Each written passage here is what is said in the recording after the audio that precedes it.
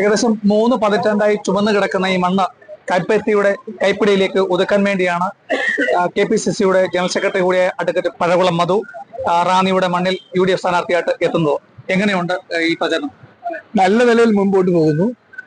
ഞങ്ങളെ മുൻപൊരു കാലത്ത് നടത്താത്ത നല്ല മുന്നൊരുക്കങ്ങളും പ്രചരണ പരിപാടികളുമായി മുൻപോട്ട് പോവുകയാണ്. ആകെ പ്രശ്നമുള്ളത് പണം കയ്യിലില്ലെന്നുള്ളതാണ്. കയ്യിൽ കാശില്ലെന്നുള്ള ഒറ്റ പ്രശ്നമേ ഉള്ളൂ. ഞാൻ ഈ ജില്ലയിൽ ഒരു സാധാരണ കുടുംബത്തിൽ ജനിച്ച ആളാണ്, ഒരു സാധാരണക്കാരനാണ്. അപ്പൊ തെരഞ്ഞെടുപ്പ് പണക്കൊഴുപ്പെനിക്കില്ല.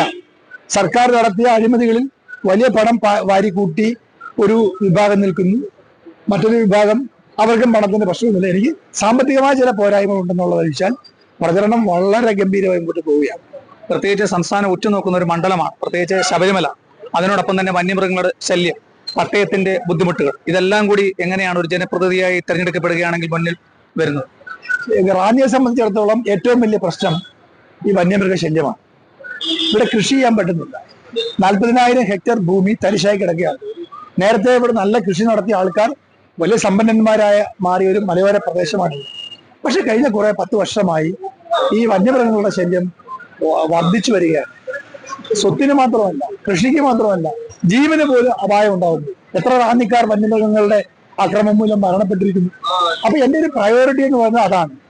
ഈ വന്യമൃഗ ശല്യത്തിൽ നിന്നും ജനങ്ങളെ രക്ഷിക്കുക, എന്നിട്ട് പഴയ പോലെ റാന്നിയെ ഒരു കാർഷിക മേഖലയാക്കി മാറ്റുക, കൃഷി ചെയ്യാൻ അവരെ പ്രേരിപ്പിക്കുക, അതിനുള്ള തടസ്സങ്ങൾ തട്ടിമാറ്റുക. ഇതാണ് എന്റെ ഒന്നാമത്തെ പ്രശ്നം. ഇത് റാന്നി വികസനം ആഗ്രഹിക്കുന്ന ഒരു പ്രദേശമാണ്. മറ്റെല്ലാ പ്രദേശങ്ങളും വികസന രംഗത്ത് വളരെയേറെ മുന്നേറിയപ്പോൾ റാന്നിക്ക് മുന്നേറാനായില്ല. കിതക്കിയാണ് റാന്നി പല രംഗത്തും. ഒരു നല്ല വിദ്യാഭ്യാസ സ്ഥാപനം ഇവിടെ ഇല്ല. റാന്നി സെന്റ് തോമസ് കോളേജ് കഴിഞ്ഞാൽ പിന്നെ ഒരു പോളിടെക്നിക്ക് മാത്രമാണ് വെച്ചുചിറയുള്ളത്. മറ്റൊരു സ്ഥാപനങ്ങളില്ല. ഇവിടുത്തെ കുഞ്ഞുങ്ങൾക്ക് പഠിക്കാൻ നല്ലൊരു സ്ഥാപനമില്ല. ഒരു അസുഖം വന്നാൽ ചികിത്സിക്കാൻ നല്ലൊരു ആശുപത്രി റാന്നിയില്ല. ഒരു വലിയ മൾട്ടി സ്പെഷ്യാലിറ്റി ആശുപത്രി ഇല്ല. അപ്പൊ അതുകൊണ്ട് ഇതെല്ലാം പോരായ്മകളാണ്.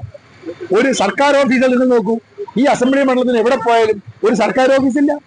കാരണം ഒരു സ്ഥാപനം വരണ്ടേ. ഒരു വ്യവസായ സ്ഥാപനമില്ല. കൃഷി ജീവിച്ചിരുന്നവരാണ് ഇവിടുത്തെ ആൾക്കാർ മുഴുവൻ.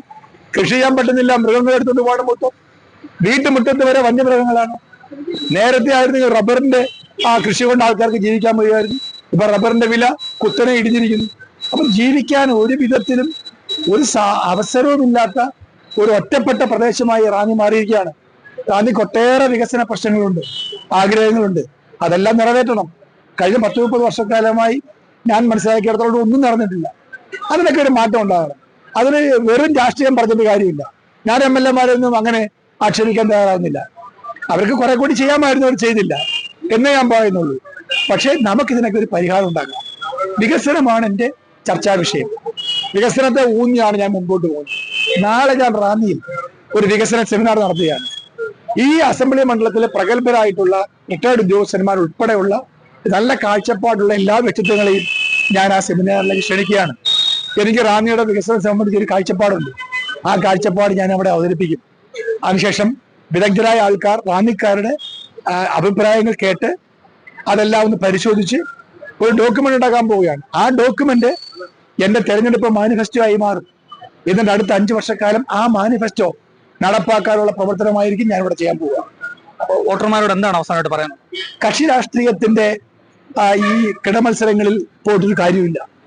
നമുക്ക് കക്ഷി രാഷ്ട്രീയമൊക്കെ വേണം, രാഷ്ട്രീയം പറയണം, പ്രസംഗിക്കണം. പക്ഷെ നാടിന് വികസനമാണ് ആവശ്യം. ഇപ്പോഴത്തെ ചെറുപ്പക്കാരോട് ഒന്ന് ചോദിച്ചു നോക്കൂ, അവർക്ക് അമിതമായ രാഷ്ട്രീയത്തിൽ താല്പര്യമില്ല, ഈ ഏറ്റുമുട്ടൽ താല്പര്യമില്ല, സംഘർഷമല്ല, സമവായമാണ് വേണ്ടത്. അതുകൊണ്ട് റാന്നിക്ക് പുരോഗതിയിലേക്ക് പോകണം, ഇവിടെ വികസനം ഉണ്ടാകണം. അതുകൊണ്ട് ഞാൻ MLA ആയി കഴിഞ്ഞാൽ എല്ലാവരെയും ഒന്നുപോലെ കാണും. CPM-കാരും മറ്റു രാഷ്ട്രീയ പാർട്ടിക്കാരും എല്ലാവരും ഒന്നുപോലെ കാണും. അവരുടെ എല്ലാം അഭിപ്രായം ചോദിക്കും. അല്ലാതെ ഞാനൊരു ദന്തഗോപുര വാസിയാണെന്ന രീതിയിൽ പോകില്ല.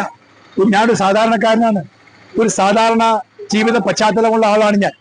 എന്റെ പ്രവർത്തനങ്ങളെല്ലാം ആ നിലയിലായിരിക്കും. കഴിഞ്ഞ 40 വർഷമായി സ്കൂൾ ലീഡറായി പ്രവർത്തനം ആരംഭിച്ച ഞാൻ ഈ ജില്ലയിൽ വേറെ എല്ലായിടത്തും ഉണ്ടായിരുന്നു. റാന്നിയുടെ എല്ലാ പ്രശ്നങ്ങളിലും ഉണ്ടായിരുന്നു. റാന്നി സെന്റ് തോമസ് കോളേജിലെ KSU വിദ്യാർത്ഥി പോരാട്ടങ്ങളിൽ ഞാനുണ്ടായിരുന്നു. എന്റെ രക്തം വീണ മണ്ണാണിത്. പോലീസുമായി സെന്റ് തോമസ് കോളേജിൽ ഉണ്ടായ ഏറ്റുമുട്ടൽ അന്ന് KSU നേതാവായിരുന്ന ഞാൻ മർദ്ദനം കൊണ്ട് വീണത് തലപൊട്ടി ഇവിടുത്തെ ആശുപത്രിയിൽ 3 ദിവസം ഞാൻ കിടന്നിട്ടുണ്ട്. അപ്പൊ ഈ മണ്ണെന്ന് പറയുന്നത് ഞാനുമായി ആത്മബന്ധമുള്ള മണ്ണാണ്. ഇവിടുത്തെ ഓരോ പ്രദേശങ്ങളും എനിക്കറിയാം, വ്യക്തികളെ അറിയാം. അപ്പൊ അവരുടെ പ്രശ്നങ്ങൾ അറിയാം. അതൊക്കെല്ലാം ഒരു പരിഹാരം ഉണ്ടാക്കാൻ ഈ നാട്ടുകാരനായി നിൽക്കും. അതാണ് എന്റെ നിലപാട്. വികസനമാണ് എന്റെ കാഴ്ചപ്പാട്. അമിതമായ രാഷ്ട്രീയ അതിപ്രസരം ഒന്നിനും ഉണ്ടാകാൻ പാടില്ല എന്ന നിലപാട് തെരഞ്ഞെടുപ്പിന് ശേഷമല്ല, തെരഞ്ഞെടുപ്പിന് മുമ്പും എന്റെ നിലപാടതാണ്. ഓക്കെ, അപ്പൊ അങ്ങനെ ഒട്ടേറെ വികസന പ്രവർത്തനങ്ങളുമായി മുന്നോട്ട് പോയി UDF സ്ഥാനാർത്ഥി വിജയിക്കുമെന്നാണ് പറയുന്നത്. റാന്നിയിൽ നിന്നും കേരള വിഷൻ ന്യൂസിന് വേണ്ടി ക്യാമറ പേഴ്സൺ പ്രദീപ് അങ്ങാടിക്കലിനൊപ്പം പ്രസാദ് MJ, പത്തനംതിട്ട.